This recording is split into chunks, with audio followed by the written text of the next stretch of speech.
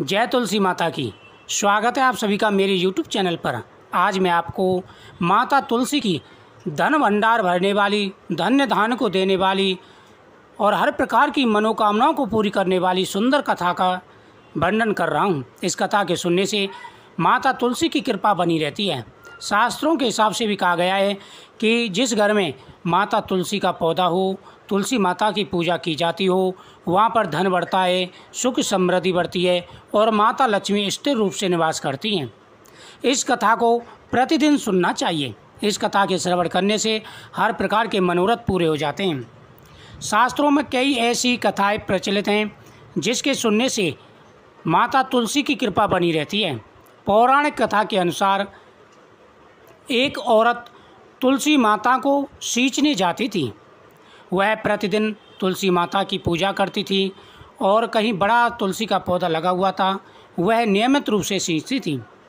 सब तो सींच कर आती, परंतु एक बूढ़ी माई थी और कहती कि हे तुलसी माता, सत की दाता, मैं बिड़ला सींचूं तेरा, तू कर निस्तारा मेरा। तुलसी माता अड़ुआ दे, लड़ुआ दे, पीताम्बर की धोती दे, मीठा मीठा घास दे, बैकुंठ का बास दे। चटके की चाल दे, पटके की मौत दे, चंदन की काट दे, झालर की झनकार दे। साईं का राज दे, दाल भात का जीवन दे, ग्यारस की मौत दे, श्री कृष्ण का कंधा दे। यह बात सुनकर तुलसी माता सूखने लगी।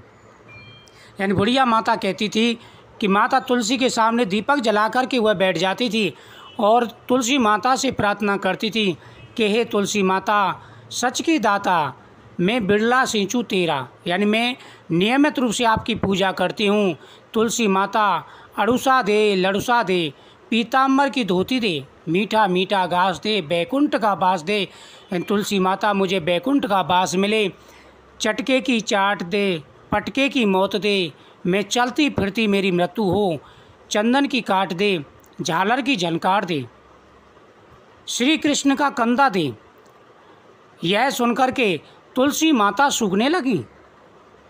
भगवान ने पूछा, हे तुलसी, तुम क्यों सूख रही हो? तुम्हारे पास इतनी औरतें रोज आती हैं, तुम्हें मीठा भोग लगाती हैं, गीत सुनाती हैं, तुम्हारे सामने दीपक जलाती हैं, और तुम्हें ऐसा कौन सा संदेह है जिसकी वजह से तुम रोजाना सूखती हो, दिन पर दिन सूखती जा रही हो? क्या कारण है? तुलसी माता ने कहा कि हे प्रभु, एक बुढ़िया माई रोज आती है और इस तरह बात कहती है, मैं सब बात पूरी कर दूंगी, मैं सब कुछ दे सकती हूँ उसको, जैसे वो मुझसे मांगती है मैं वो उसको सब कुछ दे सकती हूँ, लेकिन एक चीज़ मैं नहीं दे सकती, उसकी वजह से मैं सूख रही हूँ। भगवान श्री कृष्ण ने कहा कि वो क्या मांगती है? तुलसी माता कहा कि वह सब दे सकती हूँ, भगवान कृष्ण का कंधा कहाँ से दूंगी? वह मरेगी तो कंधा मैं दे आऊँगी और हर प्रकार की मनोकामना पूरी कर दूंगी, लेकिन कृष्ण भगवान का कंधा मैं कहाँ से दूंगी? भगवान बोले कि तुलसी, तुम किसी प्रकार की चिंता मत करो, यदि वह मरेगी तो कंधा मैं दे आऊँगा। भगवान कृष्ण ने कहा कि तुम इस बात को लेकर के चिंता मत करो, जब उसकी मौत होगी तो जैसे वह मांग रही है तुम पूरी उसकी मनोकामना पूरी करो, और जब उसकी मौत होगी तो कंधा मैं स्वयं जा करके उसको दूंगा। कुछ समय पश्चात बूढ़ी माई का देहांत हो गया। सारे गांव वाले एकत्र हो गए और बूढ़ी माई को ले जाने लगी। कुछ समय के बाद में बूढ़ी माई की डेथ हो गई तो सभी लोग आए, एकत्र हुए और सभी लोगों ने बूढ़ी माई को शमशान ले जाने की तैयारी की। सभी लोग पर वह इतनी भारी हो गई, किसी से उठाई नहीं उठती थी। अब वो भगवान की माया से बुढ़िया माई इतनी भारी हो गई, क्योंकि उसे तो भगवान कृष्ण का कंधा चाहिए था। अब तुलसी माता की कृपा से वो इतनी भारी हो गई कि किसी से आरती उठती नहीं थी। सभी लोग जोर लगाने लगे, वह इतनी भारी हो गई किसी से नहीं उठी। सब ने कहा, इतना पूजा पाठ करती थी, पाप नष्ट होने की माला फेरती थी, फिर भी इतनी भारी कैसे हो गई? बूढ़े ब्राह्मण के रूप में भगवान माँ पर आ गई, और जब वो किसी से नहीं उठ रही थी सभी तरह तरह की बातें बनाने लगे कि इतना पूजा पाठ करती थी, देखो फिर भी इसका वजन कितना बढ़ गया है। कोई कुछ कह रहा था, कोई कुछ कह रहा था। इतने में भगवान श्री कृष्ण एक ब्राह्मण का रूप धारण करके, बूढ़े ब्राह्मण का रूप धारण करके वहाँ पर आ गए। भगवान वहाँ पर आए और पूछा ये भीड़ कैसी लगी है। तब वहाँ पर खड़े लोग बोले ये बूढ़ी माई मर गई है, पापिन थी इसलिए भारी हो गई है। और जब भगवान श्री कृष्ण वहाँ पर आए उन्होंने भीड़ को देखा और पूछा भाई ये भीड़ क्यों लगा रखी है। लोग कहने लगे कि देखो एक बुढ़िया माई थी जो मर चुकी है, दिन रात भजन करती थी, दिखावा करती थी, ढोंग करती थी, इतनी पापिन है, उसका शरीर इतना भारी हो गया है, पापों का भार बढ़ गया है कि वो उठाए से भी नहीं उठ रही है। भगवान श्री कृष्ण ने कहा जरा देखने दो कैसी पापिन है जो नहीं उठ रही। भगवान बोले बूढ़ी माई मर गई है तो मुझे भी ज़रा देखने दो। भगवान ने कहा मुझे इसके कान में दो बात कहनी है भाई, मुझे इस बुढ़िया के कान में, बुढ़िया माई के कान में दो बात कहनी है और अब मेरे बात कहने से शायद उठ जाए। भगवान ने बूढ़ी माई के पास जा कर के कान में कहा बूढ़ी माई मन की निकाल ले।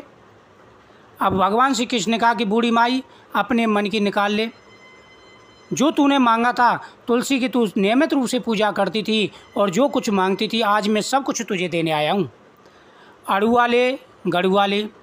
भगवान श्री कृष्ण बोले अड़ुआ ले गड़ुआ ले, पीताम्बर की धोती ले। भगवान पीताम्बर की धोती भी लेकर के आए थे।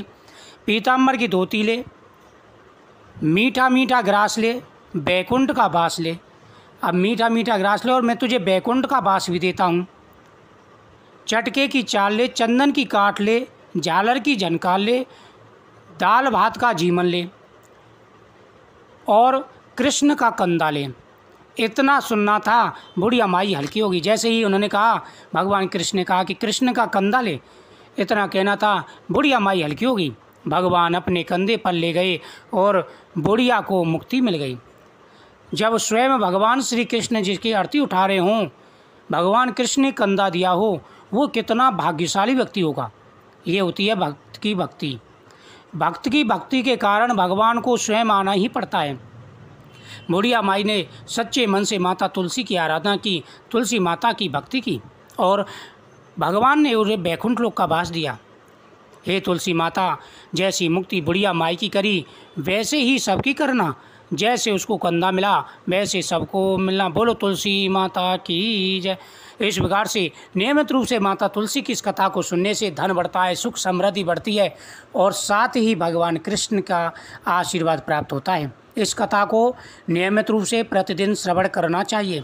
इस कथा के श्रवण करने से घर की सारी परेशानियां दूर हो जाती हैं, सारे दुख दूर हो जाते हैं और भगवान के कृपा से माता लक्ष्मी का उस घर में वास होता है। मुझे उम्मीद है आपको ये कथा बहुत ही अच्छी लगी होगी। वीडियो को ज़्यादा से ज़्यादा शेयर करें, चैनल को सब्सक्राइब करें, कमेंट में जय तुलसी माता की।